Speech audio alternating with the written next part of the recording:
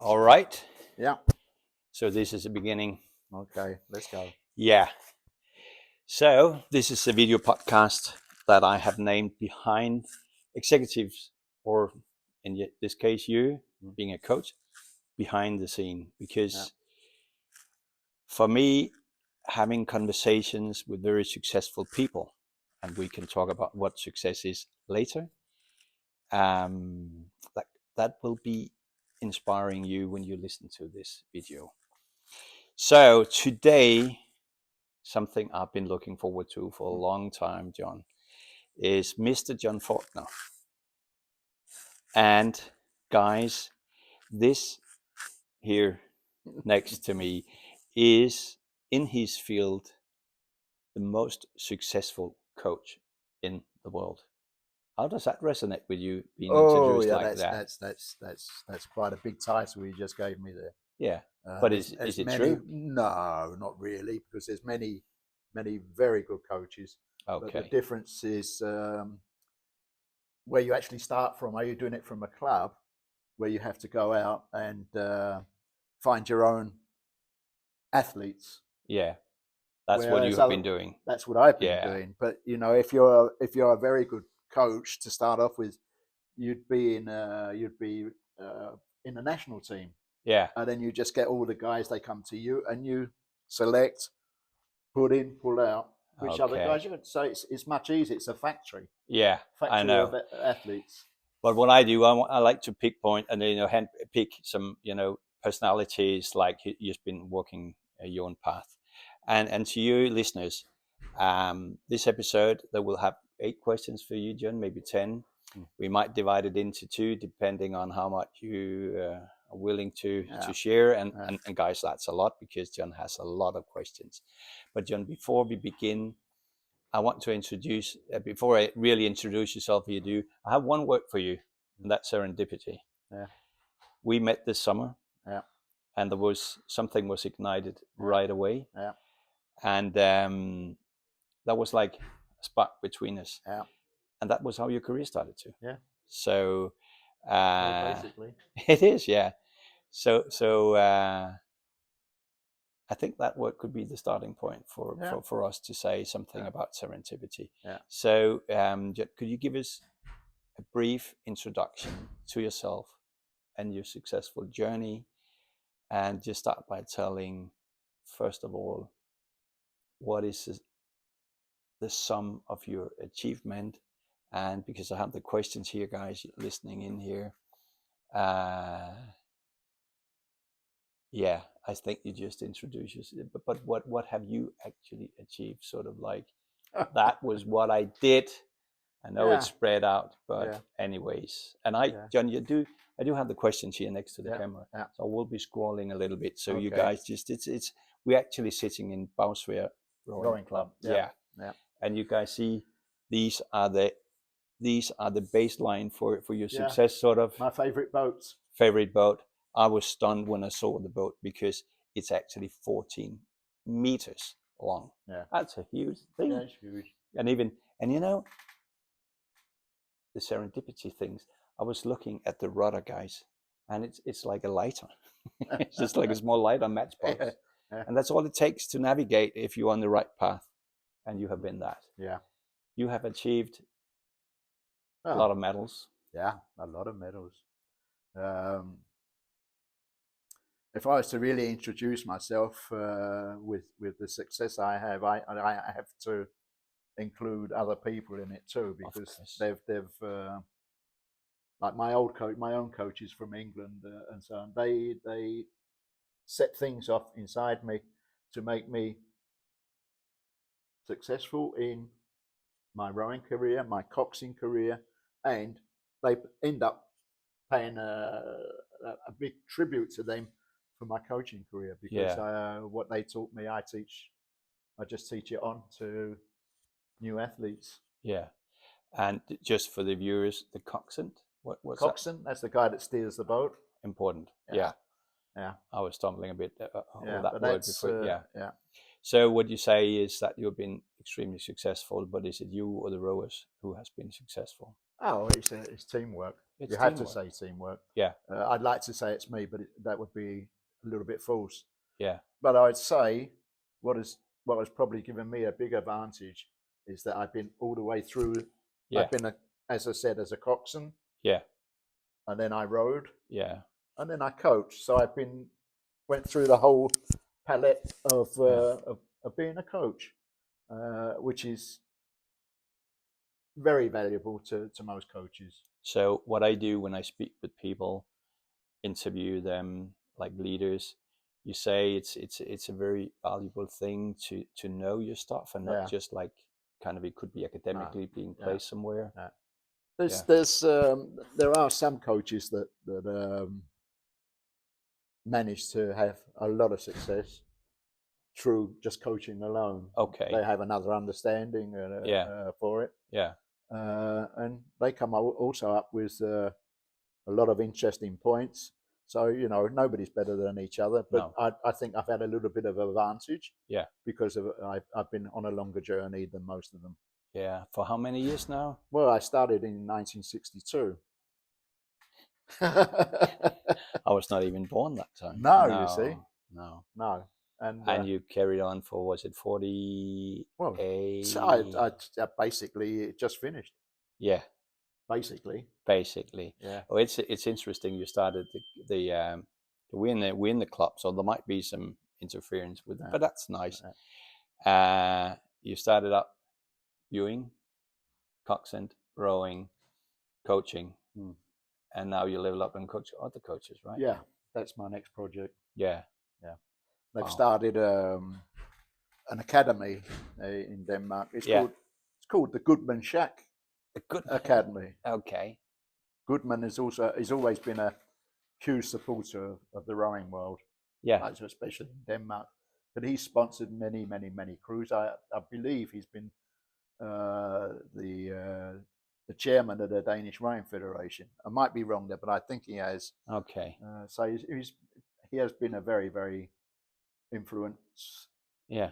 influent man. Yeah. And Influential, isn't it? Yeah. influential, yeah. You So, he's English and I'm yeah, Danish. and he's Yeah. teaching me, and but I've been here for over 50 years, so it's a Yeah. little bit difficult sometimes to Yeah. remember everything. Yeah, but getting back to how I started coaching, it Yeah, was just that. briefly, because I have Yeah, all the questions on that yeah, now. yeah. Yeah, yeah, Well, yeah. I actually started rowing here, and when I came here, they had something called lightweight rowing, which was non-existent when I was rowing in England. So I had to race against the big guys and everything. So you can imagine how that ended. Yeah.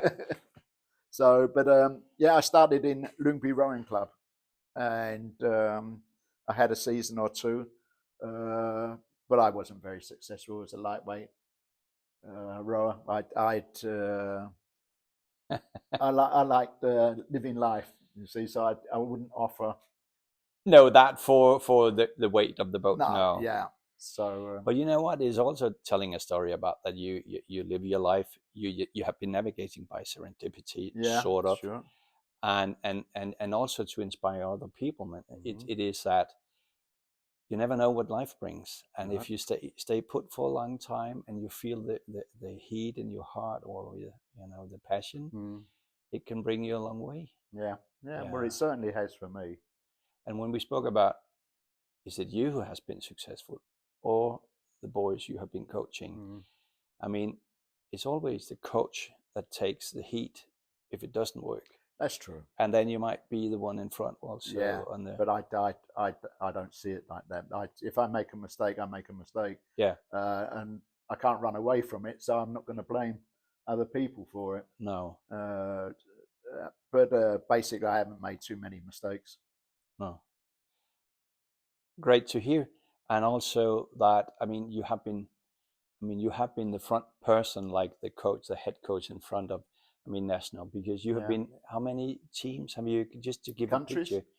Okay, yeah, Yeah, I've countries, been yeah. in. I'm going to say them because I can't count them. No, But okay. it's been, of course, Denmark, Yeah, and it's been Holland, and it's been Ireland for a short time, Switzerland, a little time in Portugal, and in Greece, and now I'm back in Denmark.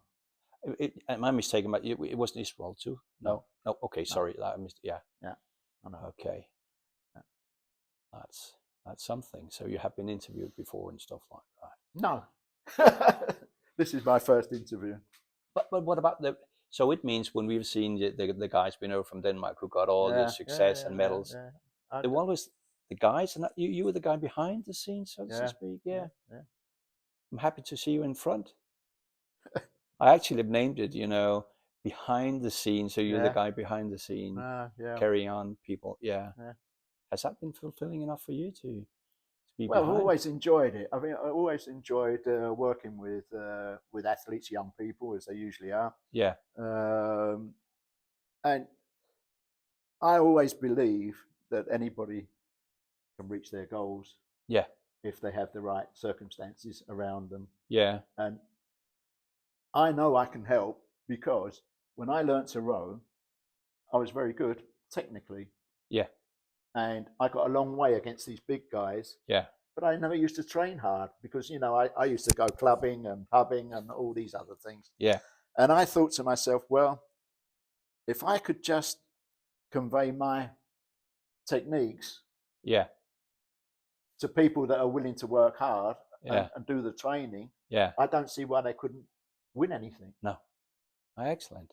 I mean, we have now the light went out, and I can't even see if no, you have to what put it does to put another kroner in the box. It's on again.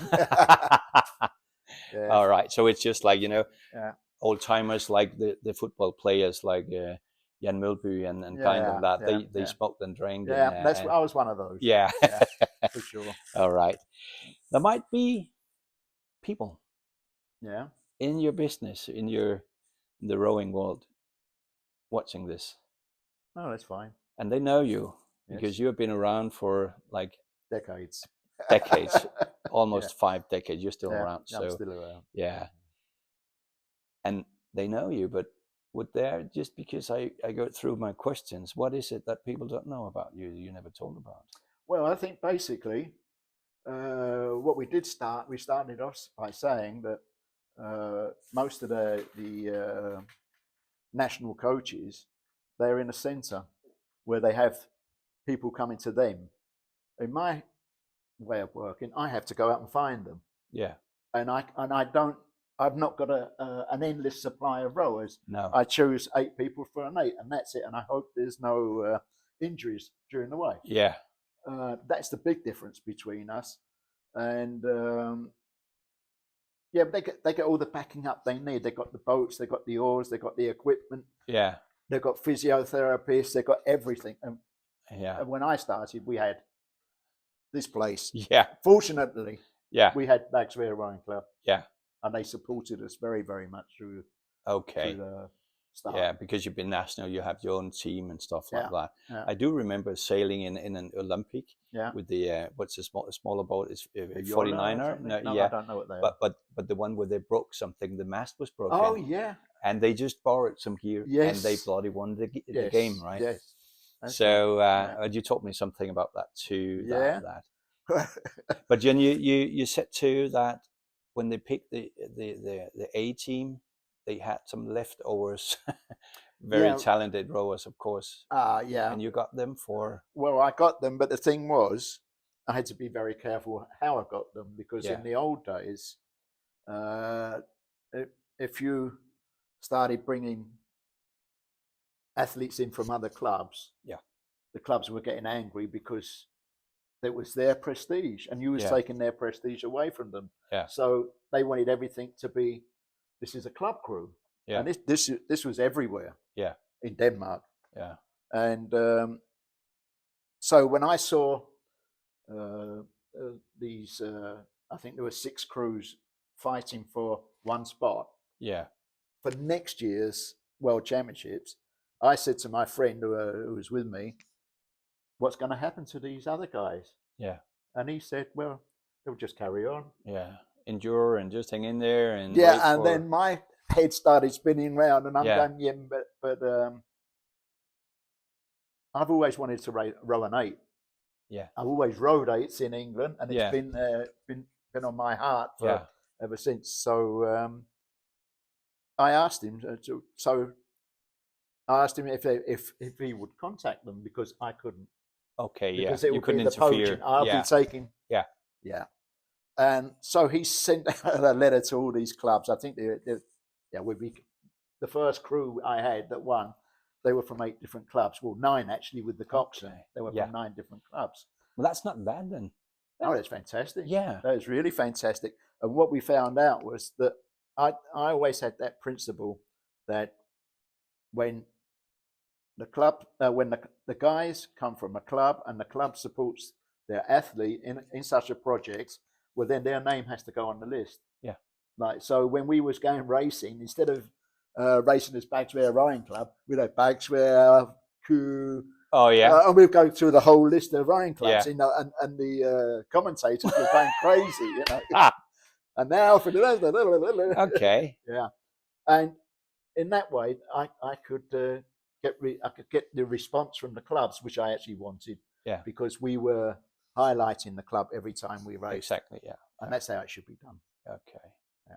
That's They great. don't do this in national cruise. No, it's just the nationalist Denmark or England or whatever. It's on again. Yeah. All right. Okay, Yeah. John. But doing all of that, I have another question for you. Sure. And that is being a leader, because this is for you can say top executives, and that's what you are, being the head coach of the team. Have you ever felt being lonely in that position? Good question. No, not really. Not really. Maybe a lot later on, but I was too involved in putting people together, trying to find out where we could get material to use for our training, which regattas to go to, how we're going to get there. Do we need to transport anything? Could we borrow a boat? You know, and it goes on and it goes on and it goes on. And yeah, so no, I've been too busy. All right. You know what? You know, one of the challenges for top leaders is that they sort of get involved into the practicalities of fixing stuff. Yeah. And less time for keeping eyes on the vision. Yeah. So it doesn't just get into like this sort of like, what is it, production, hamster wheel, try to make it. You also have to have visions. And I think being a coach, I mean, I said to you the first time I met you, how hard can it be? Put it in, pull, and forward. So you've been working with, as a leader, technique, muscles, you can endurance, but what about I mean, that's what I do. Work as a coach on mental stuff. That's another good question, because let me just point out that I didn't really, I wasn't doing it all on my own. We got a team manager because of all the extra things outside of rowing. Yeah. Who came in and helped us very much. And Peter, our coxswain, he was fantastic. He was out getting sponsors, and he knew exactly who to go to. He got involved with everybody who had anything with rowing to do, which basically had money. Yeah. We didn't always get it. It's a company. It's a rowing company, sort of like. Exactly. And I don't think in those terms. I just need the material to work with, and then please let everybody do what they think is necessary. Okay. Yeah. So what has been driving you to do this? Because it's been you had success, but what made you keep going? Just in the perspective of being leader of a company, because that's a rowing company. Wow, it's how can you continue for years and years and years and years? You have to have your passion with you. Yeah. Okay. If you haven't got passion, then it doesn't work. No.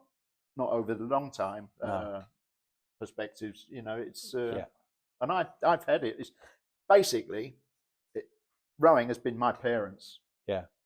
Yeah. Right from the word go. Yeah. So I've loved, the discipline, the love. Well, yeah, the respect. Yeah. And caring. Yeah. My parents weren't so much into sports at that time. But I also think, there are many people brought up in challenging childhoods and Yeah. stuff, Yeah. and to be inspired. But Yeah. I'm also curious about how to. I mean, and you answered it actually, saying that you also need the passion. Yeah. When I see companies, or when I'm brought to companies and say, can you tell us something about how we can adjust, or they have the tendency out there, and that might be you guys or just you, that they tend to sort of like focus on the muscles Yeah. On and the not the rest. machinery. And, Yeah. and what you do in a company is you have the guys who with big muscles, and some have big intuition. And what's better? For my sake, I use a little bit of astrology too, saying the Mars is, going forward and win the war, just like win the race. Yeah. Yeah. But you also need to sort of comply with the people around you to Yeah. make them feel Yeah. part of the team. And I think that the EQ thing about Yeah. how to, and we wave, And we wave. and we wave, And we we put out wave. the And there we, oars. yeah. That's funny. So just waiting to. It's just going to get you up. That's it. We've done it Yeah. again. Yeah. Yeah. It's. I mean, when we inspire other leaders, Yeah. I mean, you're just like, Yeah. with Yeah. all due respect, just an old-fashioned guy who found passion, Yeah. and you followed it your whole life. Yeah. So you can bring that into, I mean, to marriage. You've been married for Yeah. a long time too, Yeah. and to put the effort into it and find the joy and the development. Yeah. Because, I mean, when I help companies, it's about, growing and developing, and to find the passion, and to find the joy in Well, what people. that's I don't think you can have a huge. It's difficult to be a very successful company without passion. Yeah. It has to be there Yeah. somewhere, or from somebody. Yeah.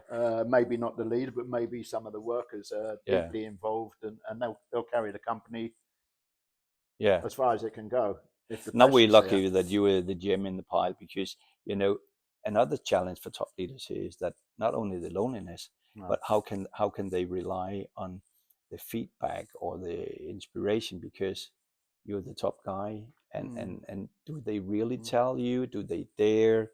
That's a kind of loneliness built into that. Yeah, well, I think you have to create a type of two-way street with yourself going in one direction and getting their feedback from whatever's coming towards you. In this case, oarsmen, rowers, athletes, and I've always respected them because number one, it's them doing the work, Yeah.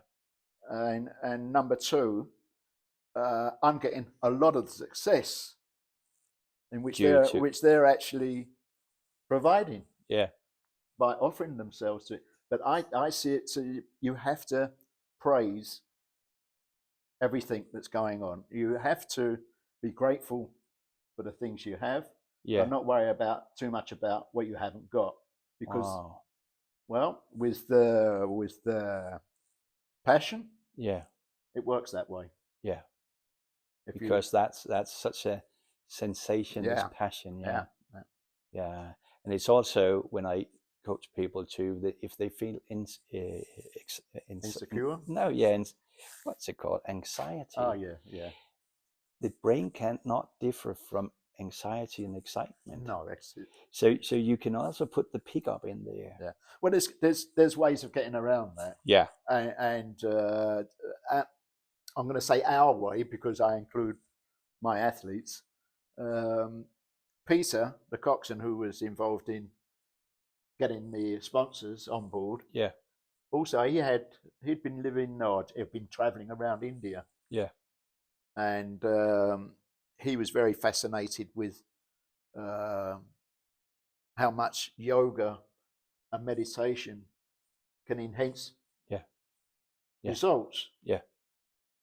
And he suggested that he thought that we should have somebody who's going to teach us how to meditate. And for me, that went straight in the heart. Yes, please. Yeah. Let's do it. Let's do it. But a couple of the athletes, they were a little, what's all this hocus pocus? Yeah. But I think they actually learned quite a lot from the sessions, because we brought a man in. Yeah. From where is it? Scandinavian Meditation Center. Yeah. And he was a little guru, really, you know. And we'd have him. He came down on weekends, and we had this yoga nidra Yes. meditation, and yeah, I thought it was fantastic. But a lot of the rowers, or Yeah. a majority of them, they just fell asleep. Okay. Yeah, So, that's but okay too. that's Yeah. good. Yeah. Yeah. And this we're on the brink now for the companies out there. If they want to succeed, they have to change their attitude towards the softer values, because people want to work in places now or on teams where they feel appreciated and where they. Is it also how? Hello. Here we go. Yeah. And yeah, you cannot just pull through. You had to create that space, Yeah. and I use a bit of astrology and the Jungian archetypes in my coaching out there for companies. Okay. And I actually did meditation courses in the secluded, no, not the secluded, open area in the prison of Copenhagen. Oh, really? Yeah, Yeah. yeah. And they loved it. Yeah. It was a escape-way, sort of. Yeah, it must have been. Yeah. Well, it makes the sentence Yeah. lighter in a Yeah. way. It does. Yeah. Yeah. Yeah. I can imagine. And also, what I do is I use the imaginary pictures of, not like, just like I see myself winning, I see myself, but it has an impact. Yeah, for sure. And I do have company owners where I exercise that muscle with them, and so I think it's very important. And you were sort of like the first guy, or or not, maybe. Yeah, but I can recommend it, because it's really been.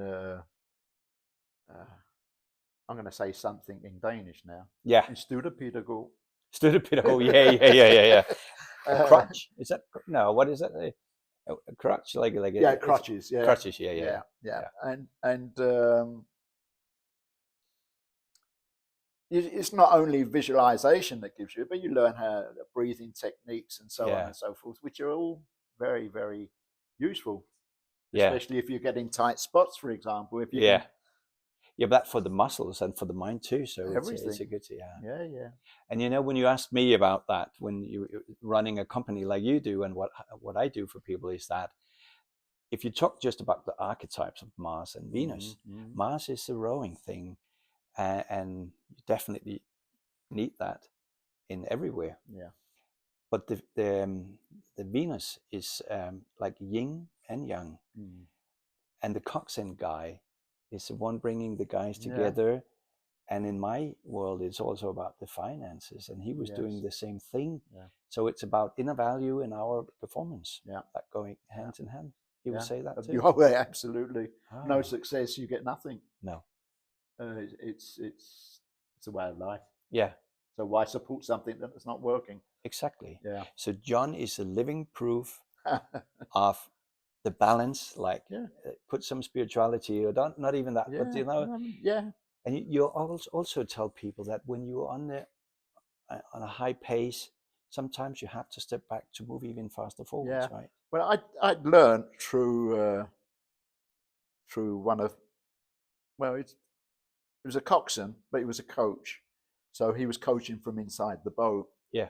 And I always used to be close to him and always trying to get some information out of him, and he loved it. He told me a lot of things, but he said one thing that really really stuck to me. And he said, because I was steering, I give the orders. Yeah. He said, it's not the talking that makes the crew go fast, it's the looking.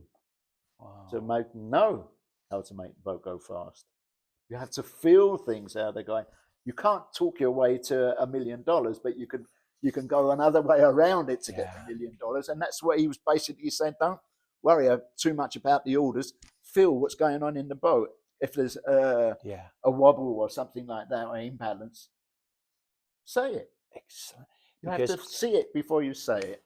Yeah, because if you do it otherwise, it's a whipping, and that's a masculine part, and the feminine is the energy. Yeah.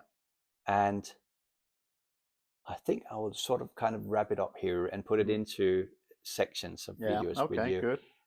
And you did something extraordinary You told me, I think you were when Greece, and you took the guys out at night.